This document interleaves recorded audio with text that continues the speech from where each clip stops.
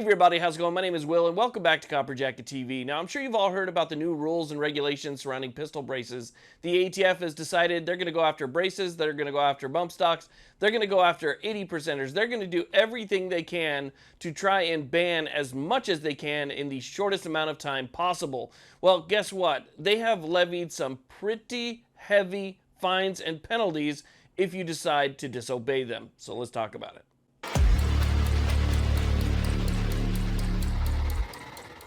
Now, real quick before we get started, if you wouldn't mind, check out the main sponsor of this channel. I'll have a link to them down below, and that is the USCCA. With your USCCA membership, you get things like self-defense liability insurance, you get online education, you get training and how to respond to certain situations, there's reciprocity maps, and a lot more. So definitely check out the sponsor of this channel, USCCA. Now, let's start off by making one thing very clear here, and if you agree with me, hit that like button and leave a comment. The ATF does not have the power to make law. The ATF does not have the power to create criminals. The ATF does not have the power to do what they're doing right now. The ATF is supposed to enforce laws that were passed by Congress and laws that are already on the books. So what they're doing with all of these different bans they're trying to put forward is they're trying to reinterpret law that has already been passed by Congress, but they're doing so in a way that would affect millions, potentially, of Americans. Now, when it comes to braces, unlike bump stocks, where the ATF simply said you have to destroy them or turn them in, the ATF has created what they're calling an amnesty period, and during this amnesty period, you're allowed to register these braced arms. Now, here's the thing. They want all of your information. They want your social, they want your address, they want your name, date of birth, all of that stuff. They want photos, serial numbers. They want absolutely every little piece of possible information that you can get. Now, add the fact that if, let's say, you decide to disobey the ATF, right? You decide that you're not going to go along with this agenda that Joe Biden has put towards the ATF and said, hey, get this done for me. Well, they're going to fine you quite a bit. As a matter of fact, $250,000 per incident. That means if you have multiple brace pistols, you could be looking at $1 million in fines. Not to mention 10 years per incident in penalties. So that means 10 years in prison.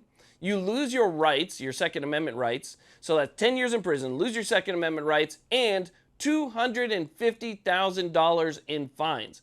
So the basic cost of a house.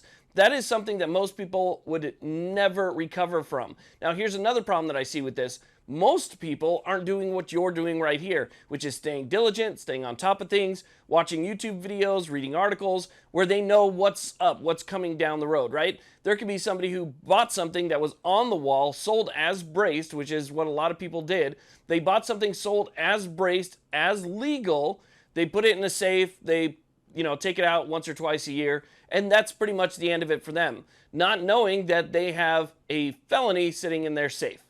So there's a lot of people out there who will not even be aware that this is taking place. Now, what's really interesting here is that the ATF claims that they received over 211,000 comments during their open comment period regarding the proposed rules and regulations surrounding these pistol braces. Now, you could comment either for or against the proposed regulations, and I'm going to assume that a vast majority of that 211,000 was against, just based off of the feedback that I get from you guys, emails, and all of the articles that I read. A majority of those were more than likely negative comments, and the ATF has to reply to those comments, and they have to take those comments into account. However, the ATF is saying that they're going to respond to those comments by December of 2022. So they're just taking their time and sitting on that one, which kind of shows you that they don't care about the comments. The comments didn't sway them either way. Now, based on the recent Supreme Court decision in Bruin, the NFA itself is unconstitutional. There is no historical precedent, no historical context that shows that something like the NFA existed after the ratification of the Second Amendment up into the late 1800s. It didn't exist in history, and so based on the finding of the Supreme Court, where you have to use text, history, and tradition to uphold some type of gun control, the NFA itself is unconstitutional. So using the NFA as a vehicle to transform commonly owned items into things that they're not and never really intended to be is on its face unconstitutional. So hopefully there'll be some lawsuits that will come out and challenge this. I know there's already lawsuits about the 80s. There's already lawsuits pretty much about everything, but I hope that those gain enough traction to put a stop to a rogue agency, a bureaucracy that is creating basically criminals out of common law-abiding citizens who owned, purchased, and acquired things while they were still lawful and legal to purchase, own, and possess.